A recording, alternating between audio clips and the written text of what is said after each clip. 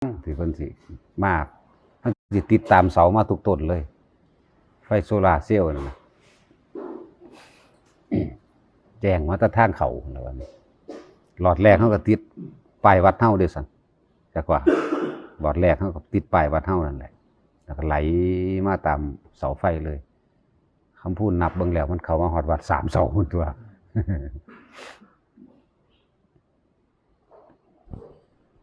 อื่นบางทีตอบคำถามผู้เขาถามเกี่ยวกับเขาก็ฝึกคือเฮาตามที่เฮาแนะนั่นแหละแต่ที่จริงเขาเจ้าฝึกมาก่อนแต่ว่าเขาบ่ฮู้ว่ามันเป็นหยังเขาเจ้าก็ฝึกอานาปานสติเป็นธรรมดาของเขาเจ้าฝึกมาเรื่อยๆแต่ว่าบ่ฮู้เป็นหยังว่าเวลามันบ่คิดอย่างอื่นไอ้อาการนิ่มๆน่วงๆสิไหลมาร่วมกันอยู่ระหว่างกลางหน้าผากก็บ่รู้แล้วก็เกิดอาการอยากบังคับมันหนีเห็นว่าอยากบังคับมันบ่เข้าใจว่ามันคืออีหยังแล้วก็มีอาการนักเป็นในตนในโตแล้วก็ถูกดึงหมูบลงไปก็มี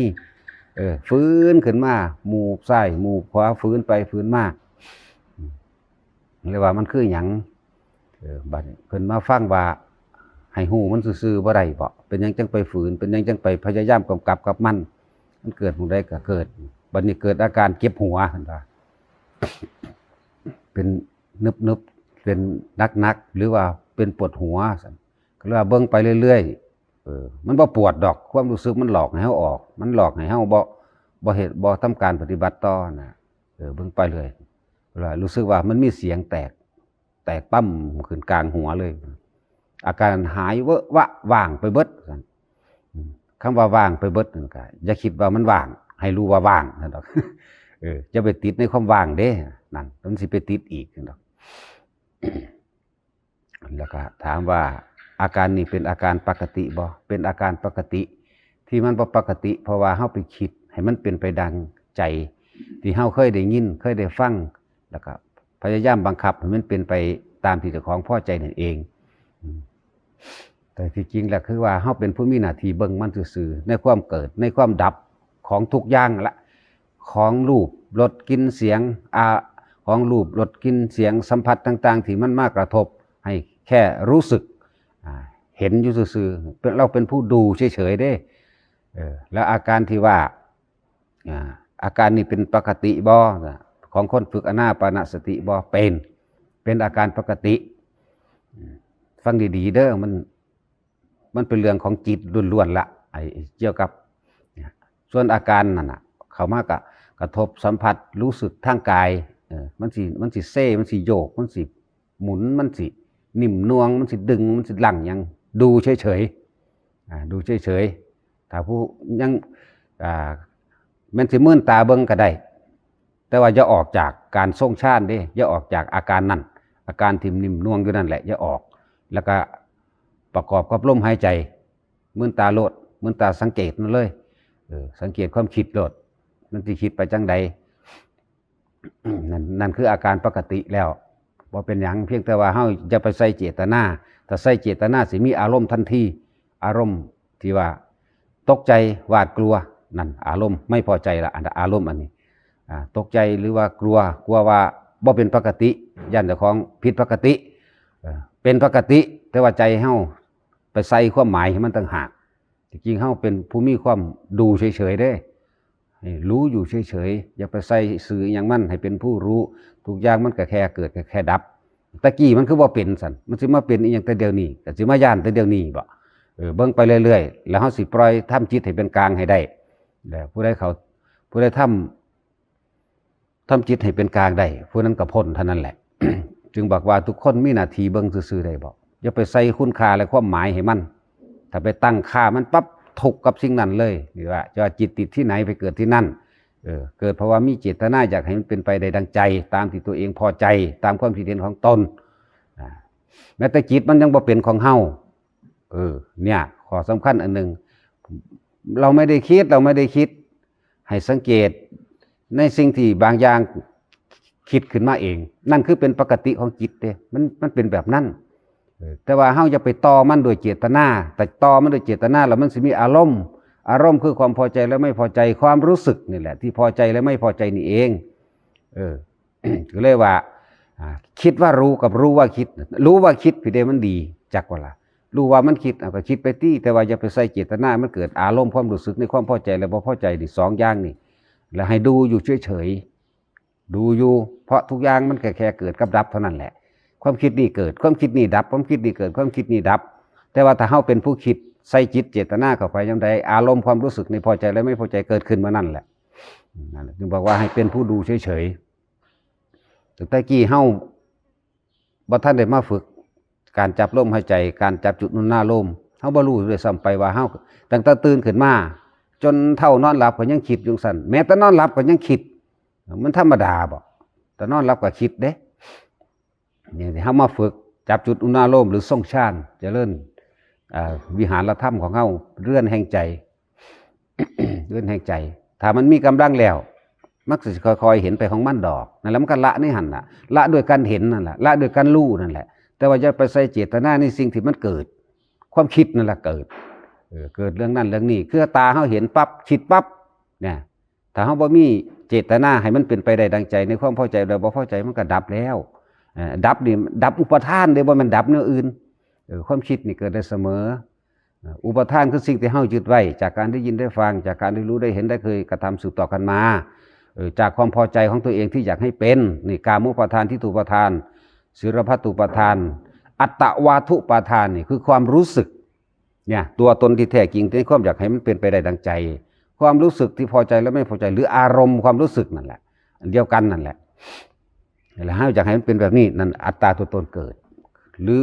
คือเวลาเฮาโมโหให้คนอื่นนี่ความรู้สึกของเฮาเกิดในความบ่พอใจเฮาสิแสดงตัวตนออกมาจากความรู้สึกภายในของเฮาเองแสดงตัวตนออกมาแล้วอธิบายอยากให้คนอื่นเข้าใจเจ้าของอยากให้คนอื่นลงความเห็นเจ้าของอยากให้คนอื่นเห็นใครตามที่เจ้าของคิดที่เจ้าของเป็นเห็นมารู้มาจำมาเนี่ยนี่แหละอื่นว่าอัตตวัตถุปทานทั้งหลายอัตตะคือตัวตนนั่นแหละความรู้สึกที่อยู่ภายในสิมันแสดงออกมาทั้งวาจาและกริยาท่าทางต่างๆแสดงลักษณะท่าทางนั้นนี่และคำเว้าเนี่ยมันระบายความจริงออกมานี่คือความจริงของบุคคลคนหนึ่งยังมีตัวตนอยู่แล้วถ้าว่าบัดนี้บุคคลที่ถูกกล่าวตูใส่ร้ายหรือด่าต่อหน้าต่อตายังกระสร้างมันสิบ่คิดปรุงแต่งต่อไปข้างหน้าเด้ในคำบอกเขาด่ามากกันมันก็รู้ว่าเขาด่าอันนั้นอันนี้ด่าปักสารพัดด่านี่แหละเนี่ยมันเห็นโทษเพราะว่าการฝึกนี่แหละฝึก ฝึกทรงฌานหรือฝึกอานานั่นแหละฝึกไปหลายๆคนก็เลยไปฆ่าวิตกแล้วก็วิจารณ์อยู่ในอาการที่มันเกิดกับร่างกายมีอาการโยกมีอาการสั่นมีอาการไข้กายสิลอยลืมหมุนส่วนมากประเภทนี้หลับตาให้เฮ็ดทั้ง2อย่างเด้อทั้งหลับตาและลืมตาการทรงฌานการเพ่งอยู่ในอารมณ์เดียวนั่นแหละทรงฌานก็ได้เพื่อให้มันมีหลักยึดถ้าบ่มีหลักยึดมันก็ลอยไปเลยลอยนี่คือความคิดเห็นหยังก็คิดไปให้มันได้ดังใจเจ้าของโลดเอิ้นว่าลอยไปตามตาหูจมูกลิ้นกายรูปเสียงกลิ่นรสสัมผัสแล้วก็เป็นอารมณ์ไปลอยไปคิดเรื่องนั้นเรื่องนี้บ่ถูกบ่แม่นดอกความนั้นความนี้มีเบิดนั่นแหละนี่อัตตาเกิดขึ้นมาถ้าเฮาบ่มีหลักยึดถ้าเฮามีหลักยึดแม่นเฮาสิเลี้ยวเบิ่งไปอยู่แต่ว่าเฮาก็จับหลักมันไว้อยู่นี่หลักหูดังนี่แหละหลักลมหายใจนี่แหละหลักอาการหรือหลักนึบๆอยู่ระหว่างกลางหน้าผากนี่แหละถ้าตัวนี้ออกปั๊บแสดงว่าหุ่นมันไปสุดโตละไปเบิดแล้วอาการปิติที่เกิดนั่นแหละเรียกว่าให้ฝึกไว้มีทั้งหลับตาและลืมตานะเพื่อหยังในชั้น1 2 3 4นี่มีหยังก็เพื่อว่าให้เกิดสมาธิคณิกะสมาธิเนี่ยเอื่นว่าจิตตั้งมั่นเข้าเดียวจิตตั้งมั่นขณะแรกไปมั่งตั้งมั่งบ่ตั้งมั่งนะตั้งมั่นมั่งบ่ตั้งมั่นมั่งคือเฮาจับหลักปล่อยมือออกจากหลักมั่งจับมือใส่หลักไปมั่งนะอุปจาระบัดนี้เฮาจับแน่นดีแล้วบัดนี้หลักนี่เฮาแน่นดีแล้วอุปจาระมันเป็นอย่างสิ่งที่อุบัติขึ้นมากระทบให้เกิดความรู้สึกที่พอใจและไม่พอใจแต่ว่าถ้ามันบ่มีความรู้สึกทั้งที่พอใจและไม่พอใจมันก็เป็นอัปปนาสตัวสมาธิ3เนี่ยคณิกะสมาธิเห็นว่าสงบชั่วขณะขณะนั้นสงบอยู่ในขณะนั้นแต่สงบยาวนานออกไปอีกบัดนี้ก็อุปจาระนี่ รอเบิ่งสิ่งที่มากระทบความกระทบกระทั่งนั้นเฮาสิเกิดอารมณ์พอใจหรือบ่พอใจบ่ถ้าบ่เกิดอารมณ์ความพอใจบ่พอใจแล้วอัปปนาก็จิตตั้งมั่นในความสงบอันหาประมาณไม่ได้ด้วยอุเบกขานะมันจบแล้วอุเบกขาคือบ่มีอารมณ์เด้อุเบกขามาจากคำว่าอุปัตติเนี่ยมาคือสิ่งที่เข้ามากระทบหรืออุบัติขึ้นขานั่นคือมันมาจากคำว่าสังขารนั่นแหละสิ่งทั้งปวงนี่ที่เข้ามากระทบแล้วไม่เกิดความรู้สึกทั้งที่พอใจและไม่พอใจและว่าอุเบกขามาจากอุปติสังขารนั่นแหละอุปติกับสังขารมาบวกกันภาษานี่กับเรียนบาลีพวกปทเก่านั่นแหละเรียนบาลีบ่ได้แปลว่าว่างเฉยมันบ่แม่นเฉยแบบนั้นมันบ่แม่นเฉยแบบปล่อยปละละเลยเด้กูว่าสนกูเฉยกูว่างบ่แม่นใจมันบ่ว่างความรู้สึกมันบ่ว่างมันต้องว่างออกจากความรู้สึกที่บ่มีความรู้สึกตัวนี้ต่างหากอุเบกขานี่คืออุบัติขึ้นอุปติสิ่งที่อุบัติหรือมากระทบขาคำว่าขานี่มาจากว่าสังขารสิ่งทั้งปวงที่เข้ามากระทบแล้วไม่มีความรู้สึกทั้งที่พอใจและไม่พอใจจึงเรียกว่าอุเบกขาตัวนี้ต่างหากลืมคำถามผู้นั้นอีกเราเป็นปกติไม่เป็นไอ้ที่ว่าคำถามสุดท้ายนั้นลืมแต่ว่าตอบให้โลด เป็นปกติไม่เป็นแต่ว่าเขาอย่าไหลไปในสิ่งที่กระทบให้เข้าใจคำว่ารู้เฉยๆดูเฉยๆในสิ่งที่มันอุบัติขึ้นนั่นสิ่งที่มันกระทบดูเฉยๆคำว่าสังขารคือทุกอย่างที่มันเข้ามาปรุงมาแต่งมากระทบเฮานั่นแหละสังขารทั้งหลายแต่ว่าเฮาสิไหลไปตามสิ่งที่มากระทบกระทั่งอยู่บ่นั่นแหละแปลไปแยกซับเอาบางคนก็อาจจะงงอุเบกขาอุเบกเนี่ยแปลว่าอุปติสิ่งที่อุบัติขึ้นขามาจากคำว่าสังขารนั่นแหละเรียกว่าอุเบกขาสิ่งที่เข้ามากระทบหรือว่าสิ่งที่เกิดขึ้นกับเราเนี่ยแต่ว่าเราไม่มีอารมณ์ความรู้สึกในความพอใจและไม่พอใจไม่ได้ให้ค่าไม่ให้สำคัญในสิ่งใดสิ่งหนึ่งนะมันเลยเป็นอุเบกขามันเลยเป็นกลางทั้งที่รู้อยู่ทั้งที่เห็นอยู่ทั้งที่กระทบอยู่นี่นะเห็นอยู่แต่ว่าไม่มีความรู้สึกเพราะว่ามันรู้ท่านความเกิดความดับแล้วมันรู้ท่านหลายอย่างที่เฮาไปให้ค่าความสำคัญกับมันความรู้สึกนั่นแหละเป็นอัตตาเป็นตัวตนความรู้สึกนั่นแหละแบ่งแยกออกมาเป็นภพความรู้สึกที่พอใจและไม่พอใจนั่นแหละภพได้เกิดขึ้นแล้วด้วยนั่นนะไล่เบิ่งดีๆในปฏิจจสมุปบาทธรรมนั่นก็ดีมันก็เอิ้นว่าดับวิญญาณก็ได้ถ้ามันรู้เท่าท่านสังขารที่มากระทบเฮาแล้วอุบัติขึ้นกับเฮาแล้วว่าดับวิญญาณบ่มีความรู้สึกที่พอใจหรือพอใจในสุขในทุกข์ก็มันรู้อยู่ในหันแหละวิญญาณคือการรับรู้สุขกับทุกข์นั่นแหละพอใจและบ่พอใจนั่นเองวิญญาณก็ดีดับสังขารก็แม่นดับวิญญาณก็แม่นนะมันท่านเลยเอิ้นว่าดับนี่ดับอุปทานนี่แต่ว่าสิ่งเหล่านั้นมันมีอยู่อุปทานคือความรู้สึกอยากให้ได้ดังใจนั่นเองอุปะก็เลยอุปทานะสิ่งที่อุบัติขึ้นทานะคือสิ่งที่ล่วงผ่านมาแล้วแต่อยากให้มันเป็นหรือว่าอุบัติคือเก่านั่นอุปทานก็เลยบ่ถิ่มอุปทานเรื่อยๆว่ายึดมั่นถือมั่นในความพอใจคือเก่านั่นแหละในสิ่งที่อุบัติขึ้นทั้งที่มีมาแล้วในอดีตนั่นแหละว่าดับสัญญากับแมนว่าดับสังขารกับแมนสัญญาเวทีจิตานิโรธกับแมนได้ทั้งนั้นแหละบ่ได้เกี่ยวกับการเข้าฌานธรรมดาหรอกผู้เพิ่นดับได้แล้วเพิ่นก็เข้าฌานเพิ่นเข้าเพื่อหยังถ้าเป็นฌาน4เพิ่นก็เข้าเพื่อระงับพักกายของเพิ่นเองพักวิญญาณกายพักวิญญาณขันธ์พักสังขารขันธ์กับแมนพักวิญญาณขันธ์กับแมนมันสิเต็มที่ถ้ามันออกมาแล้วจังซี่มันก็สิมีความอิ่มเอิบเต็มไปด้วยความบ่มีโรคบ่มีภัยนั่นแหละบ่เมื่อยบ่ล้านะอัน1 2 3เป็นการทรงเพื่อที่จะยึดในหลักตัวนี้เพื่อที่จะเห็นหยังเห็นสิ่งที่เกิดแล้วเฮาสิไหลไปบ่สังขารที่มันเข้ามากระทบทุกอย่างนั่นสังขารเบิดนั่นแหละ ว่าสิเป็นเรื่องราวต่างๆกับสังขารเบิดนั่นแหละเรื่องราวต่างๆสิเข้ามากระทบให้เฮาหูเห็นฉะนั้นเฮาจึงบ่ให้ค่าบ่ให้ความสำคัญอีหยังให้เฮ็ดไปเรื่อยๆเพิ่นก็ดีส่วนคนที่งงกับความคิดที่มันเกิดขึ้นโดยไม่ได้คิดแต่ว่าไปรำคาญมัน เข้าใจผิดนะที่ว่าไปรำคาญมันมึงจะคิดมันบ่แม่นแบบนั้นให้รู้เท่าทันความคิดโดยบ่มีจิตในเจตนาเมื่อบ่มีเจตนาความคิดอันใดที่เกิดขึ้นมาแล้วฮึบเฮาก็เลยกลายเป็นผู้เห็นความคิดนั่นเองคิดว่ารู้นี่เขาละเรื่องก็รู้ว่าคิดนี่นะรู้ว่ามันคิดแต่ว่าบ่มีจิตเจตนาถ้าบ่มีเจตนาก็แสดงว่าบ่มีอารมณ์ในพอใจและไม่พอใจ